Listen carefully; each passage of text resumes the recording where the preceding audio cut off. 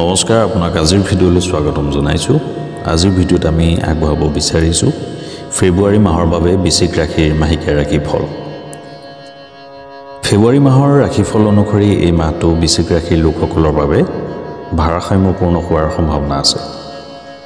অষ্টম স্থানত মংগলৰ উপস্থিতিৰ বাবে এই মাহত আপুনি শাৰীৰিক সমস্যাৰ প্ৰতি সতৰ্ক হোৱা উচিত হ'ব। যান বাহন চলাওঁতে কিছু সাৱধান হ'ব। কোনো ধৰণৰ আঘাত বা দুৰ্ঘটনাৰ সম্ভাৱনা থাকিব পাৰে। একাদশ স্থানত কেতু, পঞ্চম স্থানত ৰাহু আৰু শুক্ৰৰ উপস্থিতিয়ে আৰ্থিক অৱস্থা শক্তিশালী কৰিব। বৃহস্পতিৰ বাবে আপোনাৰ সমস্যা হ্ৰাস হোৱাৰ সম্ভাৱনা হৈছে নিশ্চয়কৈ থাকিব।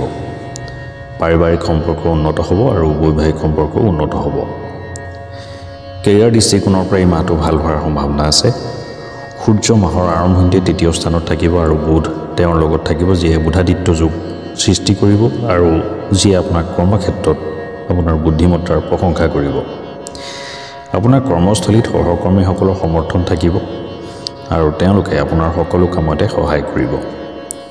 যিহেতু মংগল অষ্টম স্থানত আছে, সেয়েহে আপুনি কঠোৰ পৰিশ্ৰম কৰাৰ পৰা আঁতৰি নাথাকিব, কিন্তু স্বাস্থ্যজনিত সমস্যাবোৰ আওকাণ কৰা উচিত নহয়। সপ্তম স্থানত দেৱগুৰু বৃহস্পতি আৰু শুক্ৰ ৰাহুৰ সৈতে পঞ্চম স্থানত বহিব, যাৰ ফলত ব্যৱসায়ত অগ্ৰগতিৰ প্ৰবল সম্ভাৱনা সৃষ্টি হ'ব। আপুনি বহু অভিজ্ঞ লোকৰ সমৰ্থন পাব আৰু তেওঁলোকৰ সৈতে কাম কৰিলে আপোনাৰ ব্যৱসায়ত ভাল অগ্ৰগতিৰ সম্ভাৱনা থাকিব। এই সময়ছোৱাত যদি আপুনি আপোনাৰ ব্যৱসায় সম্প্ৰসাৰণ কৰিব বিচাৰে, তেন্তে আপুনি সফলতা লাভ কৰিব পাৰে। ব্যৱসায়ত স্থিৰতা আৰু শক্তি নিশ্চয়কৈ থাকিব। আপুনি কিছুমান ডাঙৰ পৰিকল্পনাত কাম কৰিব পাৰে, যিয়ে আপোনাৰ ব্যৱসায়ৰ গতি বৃদ্ধি কৰাত সহায়ক হ'ব। আৰ্থিক দিশত আপোনাৰ বাবে ভাল হোৱাৰ সম্ভাৱনা আছে। মাহটোত ৰাহু আৰু শুক্ৰ পঞ্চম স্থানত থাকিব আৰু একাদশ স্থানত কেতু উপস্থিত থাকিব। ফলত আপোনাৰ আৰ্থিক অৱস্থা শক্তিশালী হ'ব। আপোনাৰ উপাৰ্জন দিনক দিনে বৃদ্ধি হ'ব।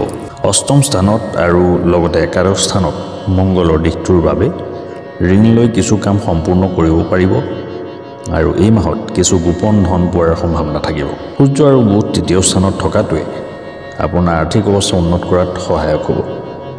ইয়াৰ পৰা আপুনি বহুত লাভৱানো হ'ব। দেৱগুৰুৱে কিছু ক্ষেত্ৰত সহায় নিশ্চয়কৈ কৰিব। যদি আপুনি প্ৰেমৰ সম্পৰ্কত আছে, তেন্তে এই মাহটো আপোনাৰ বাবে অতি অনুকূল হ'ব। আপোনাৰ প্ৰেমৰ বিকাশ হ'ব। বৃহস্পতিৰ কৃপাত আপোনাৰ প্ৰেম বিবাহৰ সম্ভাৱনা আছে। অবিবাহিত লোকৰ বিবাহ নিশ্চিত হ'ব পাৰে আৰু এই সময়ছোৱাত কিছুমানৰ বিবাহ হ'ব পাৰে। বিবাহিতসকলৰ ক্ষেত্ৰত আপোনাৰ সংগীৰ সৈতে আপোনাৰ সম্পৰ্ক অতি মধুৰ হ'ব। পাৰস্পৰিক সম্প্ৰীতি বহুত ভাল হ'ব। দুয়োজনে মিলি আপোনাৰ বিবাহিত জীৱনটোক মধুৰ কৰি তোলাত সফল হ'ব।